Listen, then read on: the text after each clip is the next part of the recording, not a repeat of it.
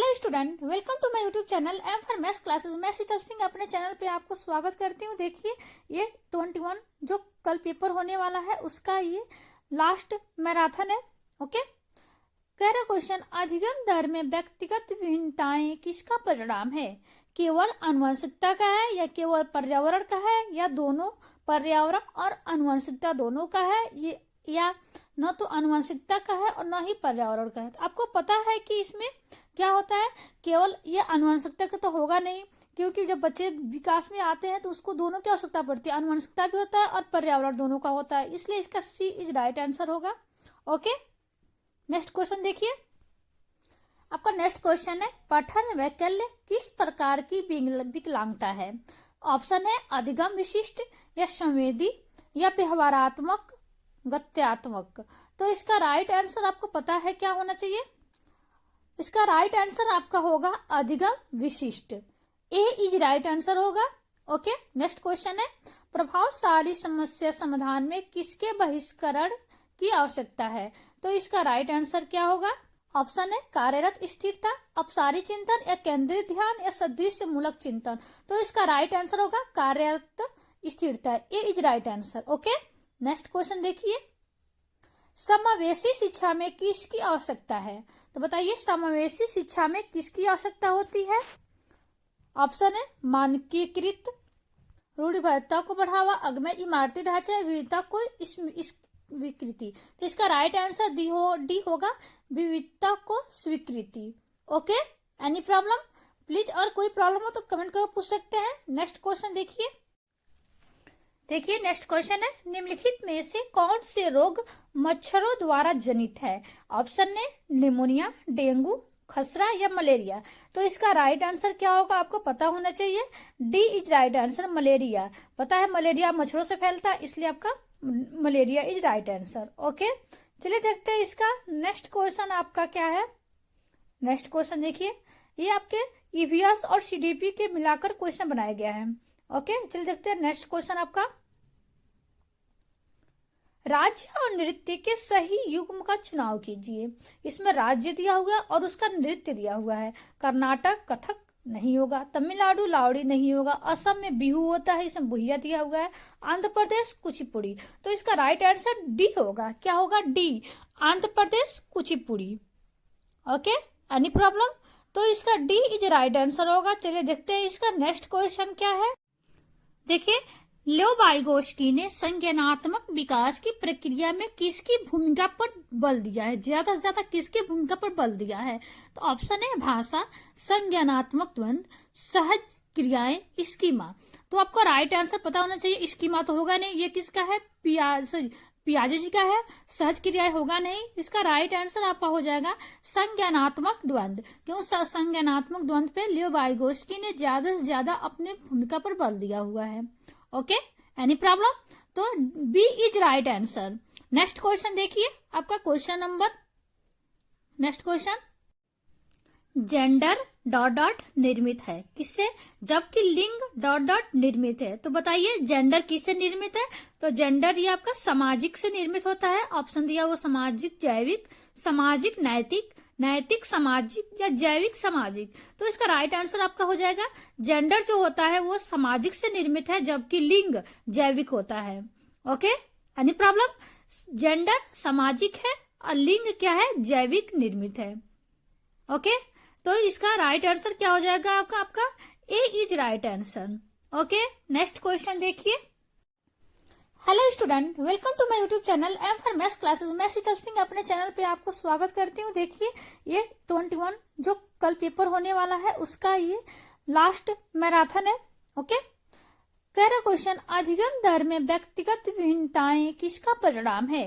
केवल आनुवंशिकता का है या केवल पर्यावरण का है या दोनों, पर्यावरण और आनुवंशिकता दोनों का है, ये या न तो आनुवंशिकता का है और न ही पर्यावरण का है। तो आपको पता है कि इसमें क्या होता है, केवल ये आनुवंशिकता का तो होगा नहीं, क्योंकि जब बच्चे विकास में आते हैं तो उसको दोनों की आवश्यकता पड़ती है, आनुवंशिकता भी होता है और पर्यावरण दोनों का होता है, इसलिए इसका सी इज राइट आंसर होगा। ओके, नेक्स्ट क्वेश्चन देखिए। आपका नेक्स्ट क्वेश्चन है, पठन वैकल्य किस प्रकार की विकलांगता है? ऑप्शन है अधिगम विशिष्ट या संवेदी या व्यवहारात्मक गत्यात्मक। तो इसका राइट आंसर आपको पता है क्या होना चाहिए? इसका राइट आंसर आपका होगा अधिगम विशिष्ट। ए इज राइट आंसर होगा। ओके, नेक्स्ट क्वेश्चन है, प्रभावशाली समस्या समाधान में किसके बहिष्करण की आवश्यकता है? तो इसका राइट आंसर क्या होगा? ऑप्शन है कार्यरत स्थिरता, अपसारी चिंतन या केंद्रित ध्यान या सदृश्य मूलक चिंतन। तो इसका राइट आंसर होगा कार्यरत स्थिरता। A is right answer. Okay, next question देखिए, समावेशी शिक्षा में किसकी आवश्यकता है? तो बताइए समावेशी शिक्षा में किसकी आवश्यकता होती है? ऑप्शन है मानकीकृत, रूढ़िबद्धता को बढ़ावा, अगम्य इमारती ढांचे, विविधता को स्वीकृति। तो इसका राइट आंसर डी होगा विविधता को स्वीकृति। ओके, एनी प्रॉब्लम प्लीज, और कोई प्रॉब्लम हो तो कमेंट करके पूछ सकते हैं। नेक्स्ट क्वेश्चन देखिए, नेक्स्ट क्वेश्चन है, निम्नलिखित में से कौन से रोग मच्छरों द्वारा जनित है? ऑप्शन है निमोनिया, डेंगू, खसरा या मलेरिया। तो इसका राइट आंसर क्या होगा आपको पता होना चाहिए। D is right answer, malaria. पता है मलेरिया मच्छरों से फैलता है, इसलिए आपका malaria is right answer. Okay, चलिए देखते हैं इसका नेक्स्ट क्वेश्चन आपका क्या है। नेक्स्ट क्वेश्चन देखिए, ये आपके ईवीएस और सीडीपी के मिलाकर क्वेश्चन बनाया गया है। ओके, चलिए देखते हैं नेक्स्ट क्वेश्चन आपका, राज्य और नृत्य के सही युग्म का चुनाव कीजिए। इसमें राज्य दिया हुआ है और उसका नृत्य दिया हुआ है। कर्नाटक कथक नहीं होगा, तमिलनाडु लावड़ी नहीं होगा, असम में बिहू होता है, इसमें बुहिया दिया हुआ है, आंध्र प्रदेश कुचिपुड़ी। तो इसका राइट आंसर डी होगा। क्या होगा? D, Andhra Pradesh Kuchipudi. Okay, any problem? तो इसका डी इज राइट आंसर होगा। चलिए देखते हैं इसका नेक्स्ट क्वेश्चन क्या है। देखिए, लियो वाइगोस्की ने संज्ञानात्मक विकास की प्रक्रिया में किसकी भूमिका पर बल दिया है? ज्यादा से ज्यादा किसकी भूमिका पर बल दिया है? तो ऑप्शन है भाषा, संज्ञानात्मक द्वंद, सहज क्रियाएं, स्कीमा। तो आपको राइट आंसर पता होना चाहिए। स्कीमा तो होगा नहीं, ये किसका है? पियाजे जी का है। सहज क्रियाएं होगा नहीं, इसका राइट आंसर आपका हो जाएगा संज्ञानात्मक द्वंद। क्यों? संज्ञानात्मक द्वंद पे लियो वाइगोस्की ने ज्यादा से ज्यादा अपने भूमिका पर बल दिया हुआ है। Okay, any problem? तो B is right answer. Next question देखिए, आपका question number, next question, gender dot dot निर्मित है किससे? जबकि लिंग डॉट डॉट निर्मित है। तो बताइए जेंडर किससे निर्मित है? तो जेंडर ये आपका सामाजिक से निर्मित होता है। ऑप्शन दिया हुआ सामाजिक जैविक, सामाजिक नैतिक, नैतिक सामाजिक या जैविक सामाजिक। तो इसका राइट आंसर आपका हो जाएगा जेंडर जो होता है वो सामाजिक से निर्मित है, जबकि लिंग जैविक होता है। Okay, any problem? जेंडर सामाजिक है और लिंग क्या है? जैविक निर्मित है। ओके, तो इसका राइट आंसर क्या हो जाएगा आपका A is right answer. Okay, next question देखिए, नेक्स्ट क्वेश्चन आपका है, समीपस्थ विकास का क्षेत्र अधिगम्य सन प्रत्यय की चर्चा निम्न में से किसने की है? तो आपको पता है समीपस्थ विकास का क्षेत्र किसका है? ऑप्शन है लॉरेंस कोहलबर्ग का, लियो वाइगोस्की का, या जीन पियाजे का, या हार्वर्ड गार्डनर का। तो इसका राइट आंसर क्या होगा बताइए? तो इसका राइट आंसर आपका हो जाएगा लियो वाइगोस्की, क्योंकि लियो वाइगोस्की ने ही समीपस्थ विकास का क्षेत्र में इन्होंने योगदान दिया हुआ है और इन्होंने इसके बारे में बहुत सारे डिटेल में आपको बताए हुए हैं। ओके, तो इसका राइट आंसर क्या होगा? लियो वाइगोस्की। ओके, चलिए देखते हैं नेक्स्ट क्वेश्चन आपका। चलिए देखते हैं नेक्स्ट क्वेश्चन आपका, जीन पियाजे के अनुसार मस्तिष्क में ज्ञान की व्यवस्थित संरचनाएं क्या कहलाती हैं? ऑप्शन है संचालन, अनैच्छिक क्रियाएं, संप्रत्यय या स्कीमा। तो इसका राइट आंसर आपको पता होना चाहिए क्या होगा। जीन पियाजे ने सबसे ज्यादा किस पर फोकस किया थे? तो ये आपका स्कीमा है। तो इसका राइट आंसर आपका स्कीमा हो जाएगा। Okay, any problem? चलिए देखते हैं नेक्स्ट क्वेश्चन क्या है। नेक्स्ट क्वेश्चन आपका, कक्षा में विविधता अध्यापन अधिगम प्रक्रिया में है। क्या है? समस्या, संसाधन, रुकावट या बाधा। तो इसका राइट आंसर क्या होगा आपको पता है?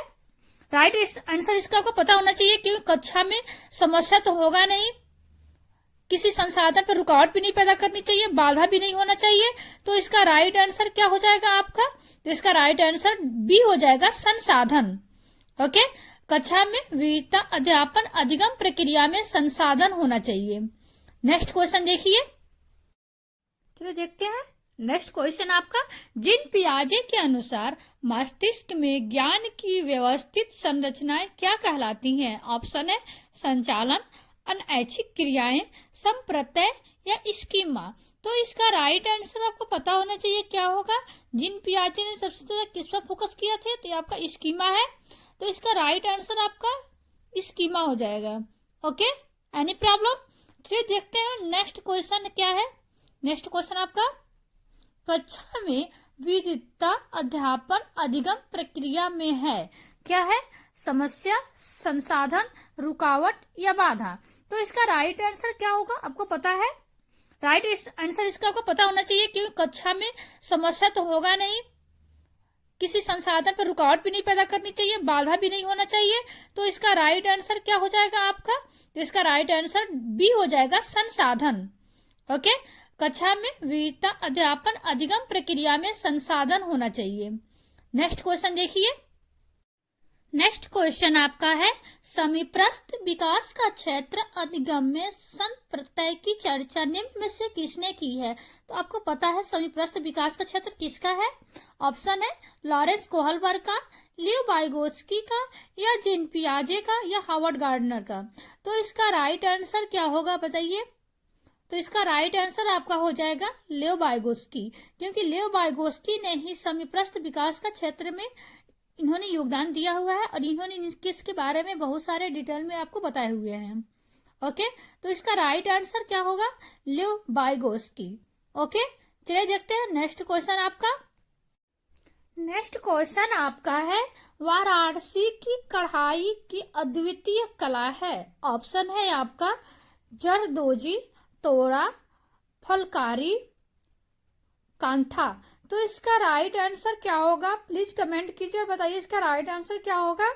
तो इसका राइट आंसर आपका हो जाएगा ए, जरदोजी। वाराणसी की कढ़ाई की अद्वितीय कला क्या है? जरदोजी कला है। Okay, any problem? Next question देखिए, कोई प्रॉब्लम हो प्लीज कमेंट करके पूछ सकते हैं। Okay, next question. नेक्स्ट क्वेश्चन आपका है, जेंडर प्रमुख रूप से एक डॉट डॉट निर्मित है, सॉरी आ गया निर्मिता हो गया, निर्मित होगा। इसका राइट आंसर देखिए, ऑप्शन है चिकित्सीय, यादृच्छिक, जैविक या सामाजिक। अभी आपका इसका जो पीछे वाले जो क्वेश्चन था उसमें दिया था, जेंडर भी पूछा था और आपका लिंग भी पूछा गया था। तो पता है इसका राइट आंसर क्या होगा? इसका राइट आंसर तो डी हो जाएगा। जेंडर क्या है? जेंडर एक सामाजिक निर्मिता है। ओके, और लिंग जैविक है। नेक्स्ट क्वेश्चन देखिए, निम्न में से कौन सा आनुवांशिक कारक है जो विकास को प्रभावित करता है? ऑप्शन है सामाजिक नीतियां, शैक्षिक संस्थाएं, जैविक परिपक्वता, सांस्कृतिक प्रथाएं। तो इसमें इसका राइट आंसर क्या होगा? कमेंट कीजिए, बताइए इसका राइट आंसर क्या होगा। तो इसका राइट आंसर आपका हो जाएगा सी, जैविक परिपक्वता। जैविक परिपक्वता जो है वो आनुवांशिक कारक को जो विकास के रूप में क्या होता करता है? प्रभावित करता है। तो C is right answer. Next question देखिए। नेक्स्ट क्वेश्चन आपका है, बहुत छोटे बच्चों के लिए निम्न में से कौन सी समाजीकरण की प्राथमिक संस्था है? ऑप्शन है किताबें, सिनेमा, माता पिता का कार्यस्थल या परिवार। तो देखिए, जो सबसे छोटे बच्चे होते हैं उसमें प्राथमिक समाजीकरण की जो प्राथमिक संस्था होती है वो किताबें भी नहीं हो सकता है, सिनेमा तो होगा नहीं, माता पिता क्या कार्य करते हैं वो भी नहीं होगा, परिवार जो है ये आपका प्राथमिक समाजीकरण की प्राथमिक संस्था है। ओके, तो डी इज राइट आंसर होगा। नेक्स्ट क्वेश्चन देखिए। नेक्स्ट क्वेश्चन आपका है, एक अध्यापिका को अपने विद्यार्थियों में निम्न में से किस पहलू को बढ़ावा देना चाहिए? तो देखिए, ऑप्शन है निष्क्रिय नकल कराना चाहिए, या कंठस्थ स्मरण, या कुछ प्रतिस्पर्धा, या ज्ञान निर्माण। तो देखिए इसका राइट आंसर क्या होगा? निष्क्रिय नकल। निष्क्रिय जहां भी किस ऑप्शन में दिख जाए वो आपका निगेटिव वर्ड है, नकल भी आपका निगेटिव वर्ड है। कंठस्थ मीन्स होता है याद करना, ये भी आपका निगेटिव वर्ग है, ये भी नहीं होगा। कुछ प्रतिस्पर्धा, प्रतिस्पर्धा क्या होता है? कंपटीशन होता है, ये भी आपका कहीं प्रतिस्पर्धा दिख जाए तो ये भी आपका निगेटिव वर्ड है। ओके, तो इसका राइट आंसर क्या होगा? क्या बचा है? B is right answer. ज्ञान निर्माण को उसको अधिक से अधिक बढ़ावा देना चाहिए। ओके, नेक्स्ट क्वेश्चन आपका है, निम्न में से कौन सा गुण प्राय स्वलीनता ग्रसित विद्यार्थियों में देखा जाता है? ऑप्शन है पुनरावृत्ति व्यवहार, संज्ञानात्मक नम्यता, उच्च स्तरीय संप्रेषण कौशल, दिनचर्या में बारंबार बदलाव की चाह।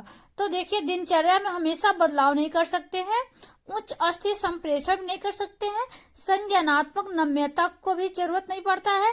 तो इसका राइट आंसर ये हो जाएगा पुनरावृत्ति व्यवहार। ओके, नेक्स्ट क्वेश्चन देखिए।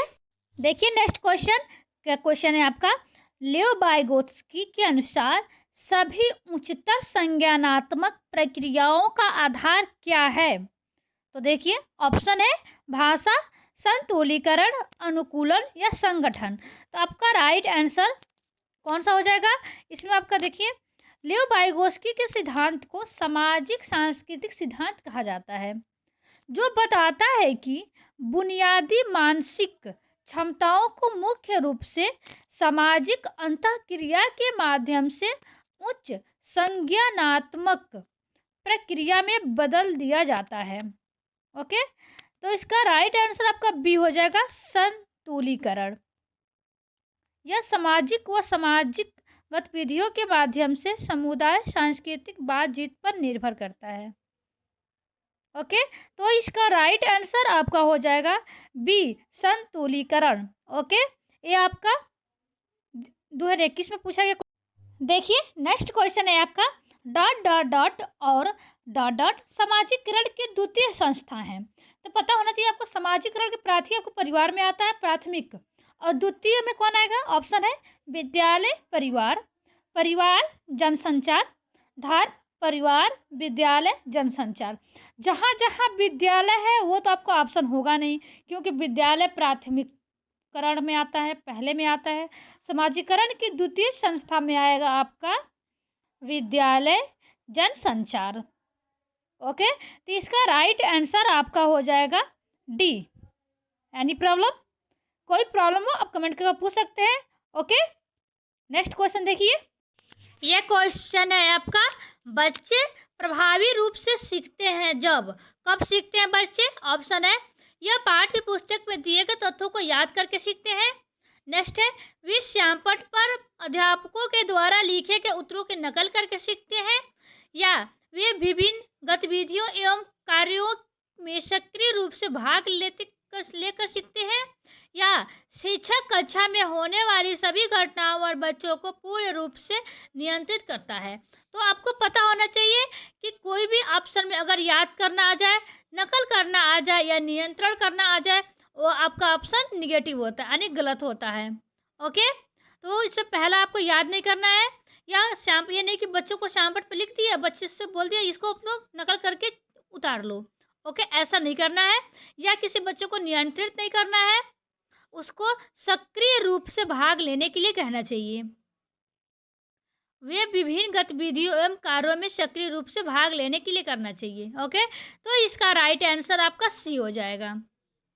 ये टोटल क्वेश्चन है 2019 में जो सीडीपी के क्वेश्चन पूछे गए थे, वो टोटल इसमें क्वेश्चन होंगे।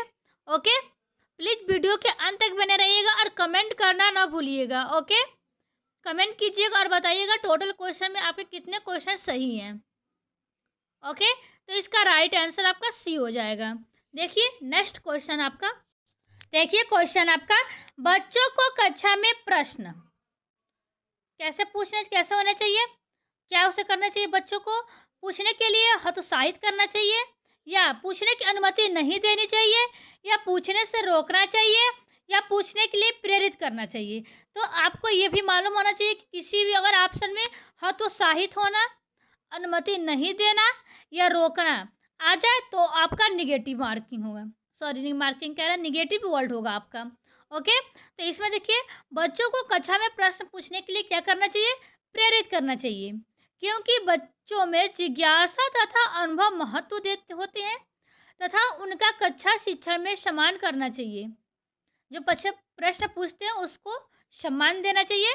जब बच्चे कक्षा में अपनी जिज्ञासा प्रकट करते हैं तो बच्चों को तत्काल उनकी जिज्ञासा शांत करनी चाहिए ताकि वह पुनः प्रश्न पूछने के लिए प्रेरित हो सकें। ओके, तो इसका राइट आंसर सी हो जाएगा। हतोत्साहित नहीं कर सकते हैं, उसे अनुमति नहीं दे सकते, ये भी गलत है। और उसको रोके, sorry, D is right answer, C नहीं, डी इज राइट आंसर। उसे रोकना नहीं चाहिए, उसे प्रेरित करना चाहिए। Okay, D is right answer. देखिए क्वेश्चन नंबर, निम्नलिखित में से कौन सी एक मुख्य प्रक्रिया नहीं है जिसके द्वारा सार्थक का अधिगम घटित होता है? ऑप्शन है, इसमें निगेटिव पूछा है, पुनरावृत्ति एवं अभ्यास, निर्देश एवं संचालन, अन्वेषण एवं पारंपरिक प्रक्रिया, कंठस्थीकरण एवं स्मरण। तो आपको पता होना चाहिए कि कंठस्थीकरण एवं स्मरण यानी कि कंठस्थ करना क्या है, निगेटिव वर्ड है।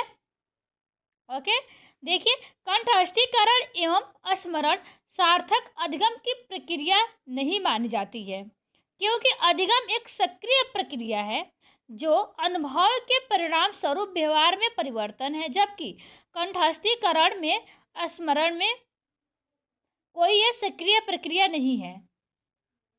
ओके, तो इसका राइट आंसर आपका डी हो जाएगा। Any problem? प्लीज वीडियो के अंत तक बने रहिएगा और कमेंट करना ना भूलिएगा। ओके, और देखिए इनके बारे में, दूसरी ओर पुनरावृत्ति एवं अभ्यास, निर्देश एवं संचालन तथा अन्वेषण एवं पारस्परिक क्रिया को सक्रियता निहित होती है तथा सार्थक अधिगम में महत्वपूर्ण भूमिका निभाते हैं। ओके, नेक्स्ट क्वेश्चन देखिए। क्वेश्चन, संरचनात्मक दृष्टिकोण के अनुसार अधिगम है, क्या है? ऑप्शन है, एक निष्क्रिय एवं व्यक्तिपरक प्रक्रिया है, जानकारी के अर्जन की प्रक्रिया है, या अनुभव के परिणाम के रूप में व्यवहार में एक परिवर्तन होने की प्रक्रिया है, या एक सतत एवं सामाजिक प्रक्रिया है। तो आपको पता होना चाहिए कि एक संरचनात्मक दृष्टिकोण क्या होता है। ये एक्टिव एंड सोशल कैरेक्टर होता है, यानी कि यह एक सक्रिय एवं सामाजिक प्रक्रिया होती है। ओके, तो बताइए इसका राइट आंसर क्या होगा? तो इसका राइट आंसर आपका डी हो जाएगा, एक निष्क्रिय नहीं होगा। ओके, संरचनात्मक दृष्टिकोण के अनुसार अधिगम एक सक्रिय एवं सामाजिक प्रक्रिया है। संरचनात्मक दृष्टिकोण पियाजे के संज्ञानात्मक विकास के सिद्धांत पर आधारित है। इसके अनुसार ज्ञान अधिगमकर्ता द्वारा सक्रिय रहकर सृजन किया जाता है, न कि निष्क्रिय द्वारा किया जाता है। ओके, यही वाइगोस्की ने समाज रचनात्मक में प्रभावित संज्ञानात्मक विकास पर कार्य किया है, जो व्यक्तिगत रूप से सामाजिक अंतर क्रिया की सहायता से वार्ता करता है। Okay, D is right. देखिए नेक्स्ट क्वेश्चन, मूल्यांकन को क्या है? ये असेसमेंट है। मूल्यांकन क्या होते हैं? ऑप्शन है, शिक्षण अधिगम प्रक्रिया का वह एक भाग होना चाहिए, या केवल नंबरों के संदर्भ में करना चाहिए, या वस्तुनिष्ठ प्रकार के लिखित कार्यों पर आधारित होना चाहिए, या एक अलग गतिविधि के रूप में लेना चाहिए। तो बताइए इसका राइट आंसर क्या होगा आपका? तो इसमें केवल एक नंबर के लिए नहीं होता है, ये इस पर आधारित भी नहीं होता है, लिखने के आधारित नहीं होता है, और एक अलग गतिविधि भी नहीं होता है। तो इसका राइट आंसर आपका ए हो जाएगा। क्या? मूल्यांकन को शिक्षण अधिगम प्रक्रिया का वह एक भाग होना चाहिए। मूल्यांकन एक क्या है? एक सतत प्रक्रिया, एक कंटिन्यूसी प्रक्रिया है, आपका प्रोसेस है। ओके, तथा यह शिक्षण अधिगम प्रक्रिया का एक अभिन्न अंग है। ओके, तथा यह निरंतर चलता रहता है। इसका अर्थ है आकलन को शिक्षण अधिगम प्रक्रिया प्रदान करना। Okay, A is right answer. देखिए क्वेश्चन आपका, बच्चों की गलतियां क्या होती हैं? बार बार अभ्यास करने के लिए कहकर तुरंत सुधार देना चाहिए। नेक्स्ट है, अधिगम का वह एक भाग तथा उन्हें विचारों में एक अंतर्दृष्टि देती हैं। सॉरी, यह अंतर्दृष्टि। ओके, सी है आपका, शिक्षण अधिगम प्रक्रिया में महत्वहीन है, प्रदर्शित करती है कि बच्चे कितने लापरवाह हैं। तो बताइए गलतियाँ क्या दर्शाती हैं? बच्चों की गलतियाँ कभी ये नहीं दर्शाती हैं कि उसे बच्चों की गलती तुरंत सुधार नहीं सकते हैं आप। ये नहीं कि बच्चे गलती कर दिए तो आप उसको तुरंत सुधार दिए, नहीं, ऐसा नहीं करना आपको। ओके? और बच्चों को महत्वहीन भी नहीं मानना है, उसे लापरवाह भी नहीं मानना है। उसको क्या करना है? अधिगम का वह एक भाग तथा उन्हें विचारों में एक अंतर्दृष्टि देती है। वो क्या करते हैं, बच्चे जब गलती करते हैं तो और अच्छे सीख पाते हैं। ओके? तो बताइए इसका राइट आंसर क्या होगा? तो इसका राइट आंसर आपका बी हो जाएगा। ओके? बच्चे गलतियाँ करते हैं तो उसे बार-बार सीखते भी हैं। उसे कभी तुरंत सुधारना नहीं चाहिए, उसे लापरवाह भी नहीं मानना चाहिए या उसे उस प्रक्रिया को महत्वहीन भी नहीं करना चाहिए। ओके? तो इसका राइट आंसर बी हो जाएगा। नेक्स्ट क्वेश्चन देखिए, आपका क्वेश्चन है, जब भी शिक्षक को विद्यार्थी एवं उनकी योग्यताओं के बारे में सकारात्मक विश्वास होता है तब विद्यार्थी, ऑप्शन है, निश्चित हो जाते हैं तथा सीखने के लिए किसी भी तरह का प्रयास करना बंद कर देते हैं। नेक्स्ट है, का उत्सव भंग हो जाता है तथा दबाव में आ जाते हैं, किसी भी रूप में प्रभावित नहीं होते हैं, सीखने के लिए उत्सुक एवं प्रेरित करते हैं। तो बताइए इसका राइट आंसर क्या होगा? तो देखिए ये क्या है, यहाँ पे कह रहा बंद कर देते हैं, तो नहीं, ऐसा नहीं होता है कि वो अपना सीखना बंद कर देंगे, उनका उत्साह भी भंग नहीं होता है और वो प्रभावित नहीं होते, ये भी गलत है आपका। तो इसका राइट आंसर क्या होगा? डी, सीखने के लिए उत्सुक एवं प्रेरित करते हैं। जब शिक्षक को विद्यार्थियों एवं उनकी योग्यताओं के बारे में सकारात्मक विश्वास होता है तब विद्यार्थी सीखने के लिए उत्सुक एवं प्रेरित रहते हैं। वर्तमान बाल केंद्रीय शिक्षा में बालकों के अनुभवों, विचारों, जिज्ञासा, उनके व्यक्तित्व, भिन्नता आदि का महत्वपूर्ण माना जाता है। ओके? तो इसका राइट आंसर क्या हो जाएगा आपका? डी। देखिए आपका क्वेश्चन है, वह विधियां जिनके प्रयोग में विद्यार्थियों की स्वपहल व प्रयास शामिल है, निम्न में से किसका उदाहरण है? ऑप्शन है, निगमनात्मक विधि, अधिगमकर्ता केंद्रीय विधि, परंपरागत विधि या अंतःव्यक्तित्व बुद्धि। तो बताइए इसका राइट आंसर क्या होगा? वेरी इंपॉर्टेंट प्रश्न है ये। ओके? तो बताइए, देखिए, वह विधियां जिनके प्रयोग में विद्यार्थियों की स्वपहल व स्व प्रयास शामिल है उसे अधिगमकर्ता केंद्रीय विधि कहते हैं। क्या कहते हैं? अधिगमकर्ता केंद्रीय विधि कहते हैं। अधिगमकर्ता केंद्रीय शिक्षण उपागम की निम्नलिखित विशेषताएं भी हैं। इस उपागम के सभी अधिगम विधियां का व्यू रचना व्यक्तिगत भिन्नता के आवश्यकताओं को आधार बनाती है। ओके? तो इसका राइट आंसर आपको पता होना चाहिए कि बी होगा, अधिगमकर्ता केंद्रीय विधि। यानी कि इसमें क्या कहा है? स्वपहल व अभ्यास के बारे में बोला है, इसलिए अधिगमकर्ता केंद्रीय विधि हो जाएगा इसका right answer. Okay? Please video के अंत तक बने रहिएगा, कमेंट कीजिए और बताइएगा कि आपको वीडियो कैसा लगा। ओके? देखिए क्वेश्चन आपका है, निम्नलिखित में कौन प्राथमिक सामाजिकरण माध्यम है? ऑप्शन है, विद्यालय, सरकार, मीडिया या परिवार। तो इसका राइट आंसर आपको पता होना चाहिए। वेरी वेरी इंपॉर्टेंट प्रश्न है, हर जब भी पेपर होता है ये क्वेश्चन जरूर आता है। माध्यमिक या आपका सामाजिकरण से हो जाएगा या द्वितीय हो जाएगा। ओके? देखिए, सामाजिक एक विस्तृत और अंतहीन प्रक्रिया है जो व्यक्ति के साथ जीवन पर्यंत चलती रहती है। इस प्रक्रिया में बालक सांस्कृतिक पद्धति को ग्रहण करता है और अपनी व्यक्तिगत और सामाजिक भूमिकाओं का निर्वाह करना सीखता है। परिवार सामाजिक का प्राथमिक माध्यम है। क्या है? परिवार सामाजिक का प्राथमिक माध्यम है। जब बच्चा पैदा होता है तो वह आश्रित और असहाय होता है। उसकी विभिन्नता शारीरिक और मानसिक आवश्यकता होती है। उसे अपने शारीरिक और मानसिक आवश्यकताओं की पूर्ति के लिए माता पिता पर निर्भर होना पड़ता है। ओके? तो इसका राइट आंसर आपका डी हो जाएगा। प्राथमिक पूछे तो आपका फैमिली परिवार हो जाएगा। Any problem? सामाजिक होने की प्रक्रिया का प्रारंभिक सोपान भी इसी कहते हैं।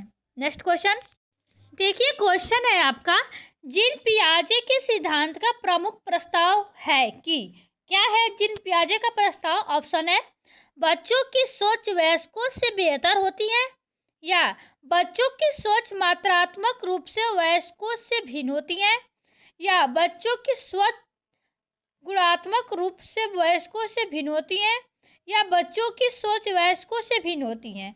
तो बताइए इसका राइट आंसर क्या होगा? ओके, तो देखिए इसका राइट आंसर तो हो जाएगा सी, बच्चों की सोच, सॉरी यार स्वच्छ नहीं होगा, सोच होगा। सोच गुणात्मक रूप से वयस्कों से भिन्न होती है। ओके, जीन पियाजे के सिद्धांत का प्रमुख प्रस्ताव यह है कि बच्चों की सोच गुणात्मक रूप में वयस्कों से भिन्न होती है। जीन पियाजे ने इस बात पर बल दिया है कि बच्चे संसार के बारे में अपनी समझ की रचना सक्रिय रूप से करते हैं। ओके, पियाजे का मानना है कि प्रत्येक अवस्था चिंतन के एक विशिष्ट तरीके से परिभाषित होती है एवं आयु से संबंध रहती है। स्मरण करना महत्वपूर्ण है कि चिंतन का अलग तरीका होता है, गुणात्मक रूप से होती हैं न कि मात्रात्मक रूप से होती हैं। ओके, जो एक अवस्था को दूसरी अवस्था से अधिक उच्च बनाती है। नेक्स्ट क्वेश्चन, ये क्वेश्चन देखिए, वेरी वेरी इंपॉर्टेंट प्रश्न है ये। जेंडर है, क्या है? एक मनोवैज्ञानिक सत्ता है या एक सामाजिक संरचना है या एक आर्थिक अवधारणा है या एक जैविक निर्धारक है? तो बताइए जेंडर क्या है? जेंडर या इसको क्या बोलेंगे, लैंगिकता, एक सामाजिक संरचना है। क्या है? एक सामाजिक संरचना है। B is right answer. समाज संरचना पुरुष और स्त्रियों से मिलकर बनती है। ये परस्पर प्रक्रिया और प्रक्रियता करके सामाजिक व्यवस्था का निर्माण करते हैं। समाज को परंपरा के अनुसार प्रत्येक स्त्री पुरुष की निश्चित परिस्थिति और भूमिकाएं होती हैं। ये परिस्थिति और भूमिकाएं समाज की परंपरा के अनुसार लिंग भेद पर आधारित होती हैं तथा असमान होती हैं, इसलिए इसे लैंगिक या रूढ़िबद्धता से जोड़कर देखा जाता है, जो किसी भी समाज की गतिहीनता को दर्शाता है। तो बी इज राइट आंसर हो जाएगा। जेंडर एक क्या है? एक सामाजिक संरचना है। ओके, नेक्स्ट क्वेश्चन देखिए। क्वेश्चन आपका, गतिशील शिक्षा में बच्चों को किस तरह से देखा जाता है? तो ये आपका ऑप्शन है, निष्क्रिय अनुकारकों के रूप में या सक्रिय अन्वेषकों के रूप में या खाली स्लेटों के रूप में या छोटे वयस्कों के रूप में। तो आपको पता होना चाहिए क्या है। निष्क्रिय तो होगा नहीं, क्योंकि निष्क्रिय आपका निगेटिव वर्ड है।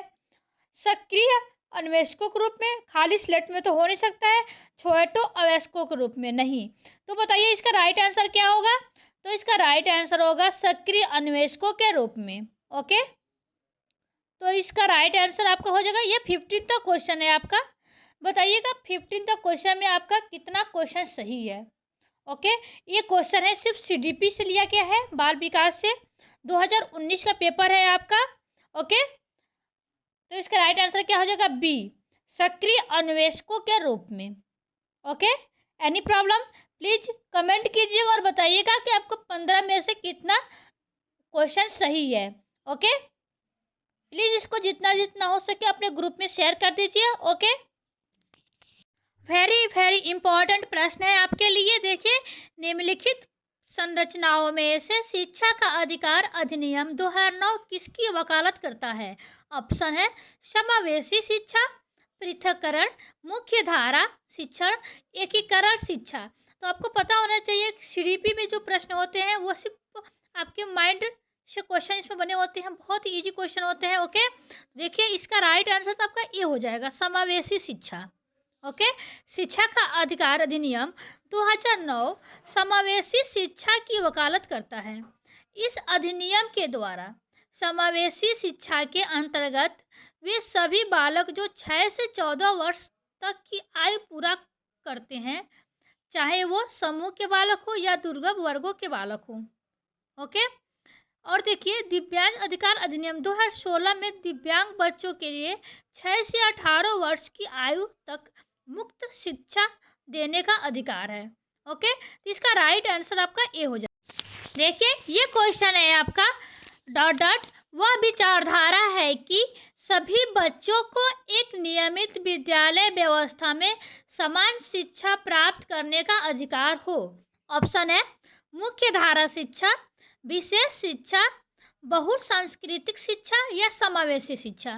तो आपको पता होना चाहिए कि सबको एक समान शिक्षा कहाँ दी जाती है, तो वो समावेशी शिक्षा है। तो इसका राइट आंसर आपका डी हो जाएगा। समावेशी शिक्षा का विचारधारा है जिसमें सभी बच्चों को एक नियमित विद्यालय व्यवस्था में समान शिक्षा प्राप्त करने का अधिकार है। निःशुल्क और अनिवार्य शिक्षा का अधिकार 2009 में प्रारंभिक शिक्षा में सभी बच्चों को समावेशन व समता के सिद्धांतों पर आधारित बिना भेदभाव प्रदान शिक्षा करने का अधिकार दिया गया है। ओके, यह अधिनियम सभी बच्चों को गुणवत्तापूर्वक प्रारंभिक शिक्षा प्राप्त करने व उसे पूरा करने का अधिकार देता है। Any problem? यानी समावेशी शिक्षा वह शिक्षा है जिसमें सारे बच्चे को एक साथ बिना किसी भेदभाव की शिक्षा प्रदान की जाती है। ओके, उसमें कोई भेदभाव नहीं होता है। ओके, तो इसका राइट आंसर आपका हो जाएगा डी, समावेशी शिक्षा। ओके, नेक्स्ट क्वेश्चन देखिए। ये क्वेश्चन है आपका। प्लीज वीडियो के अंत तक बने रहिएगा और कमेंट कीजिएगा आपका इसमें ऑप्शन कितना सही हो रहा है। ओके, देखिए, एक शिक्षक को चाहिए कि क्या चाहिए? ऑप्शन है वह विशेष संस्कृतियों या समुदाय के बच्चों को महत्व दे। ऑप्शन है वह विद्यार्थियों के बीच सांस्कृतिक भिन्नताओं अनदेखा करे। यह संप्रेषित करे कि वह कक्षा कक्ष में सभी विद्यार्थियों को समान प्रदान करती है एवं महत्व देती है। विद्यार्थियों के बीच तुलना करे, जहाँ तुलना आ जाए, अनदेखा आ जाए, ओके, वहाँ विशेष आ जाए, वो आपका ऑप्शन गलत होगा, निगेटिव ऑप्शन होगा आपका। विशेष कोई बच्चा नहीं होता, सब बच्चे समान होते हैं, सारे बच्चे विशेष होते हैं। ओके, किसी बच्चे को अनदेखा नहीं करना है इसमें, और किसी बच्चों के बीच में तुलना भी नहीं करना है। तो बताइए इसका राइट आंसर क्या होगा? तो इसका राइट आंसर आपका होगा वह संप्रेषित करे कि कक्षा कक्ष में सभी संस्कृतियों को समान करती हो या महत्व देती है, यानी कि सी इज राइट आंसर। ओके, इसमें आपके ऑप्शन होते हैं विशेष, कोई बच्चा विशेष नहीं होता, सारे बच्चे एक समान होते हैं। सभी बच्चे विशेष हो सकते हैं, लेकिन इसमें से कुछ बच्चे विशेष नहीं होंगे। किसी के बीच अनदेखा नहीं करना है, तुलना नहीं करना है। ओके, तो इसका राइट आंसर हो जाएगा आपका सी। ओके, नेक्स्ट क्वेश्चन है आपका। अधिगम हेतु मूल्यांकन किस प्रकार का होना चाहिए? परीक्षा पर केंद्रित होना चाहिए, या मानदंड संदर्भित होना चाहिए, या रचनात्मक होना चाहिए, मानकीकृत होना चाहिए? तो देखिए, जहां आपका मानकीकृत ऑप्शन दिख जाए, परीक्षा केंद्रित दिख जाए, मानदंड दिख जाए, आपका निगेटिव वर्ड है आपका, तो इसमें राइट आंसर क्या होगा आपका? सी इज राइट आंसर होगा। रचनात्मक मूल्यांकन हेतु, अधिगम हेतु मूल्यांकन पर रचनात्मक पर केंद्रित होना चाहिए। ये आपको ध्यान रखना चाहिए कि मानकीकृत निगेटिव वर्ड आता है, परीक्षा पर केंद्रित बच्चों को नहीं रखना चाहिए, मानदंड संदर्भित भी नहीं रखना चाहिए।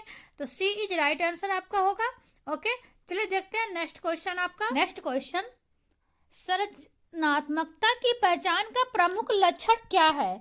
ऑप्शन है असतर्कता, अति क्रियाशीलता, कम परिज्ञानता, अपसारी चिंतन। तो देखिए, जहां आपका सृजनात्मकता, सॉरी यहाँ पे श्री छूट गया है, सृजनात्मकता आ जाए वहां पे आपका राइट आंसर बिना देखे अपसारी चिंतन पे टिक कर दीजिए। ओके, सृजनात्मकता होता है अपसारी चिंतन। Any problem? तो इसका राइट आंसर आपका डी हो जाएगा। डी इज राइट आंसर होगा आपका। नेक्स्ट क्वेश्चन देखिए।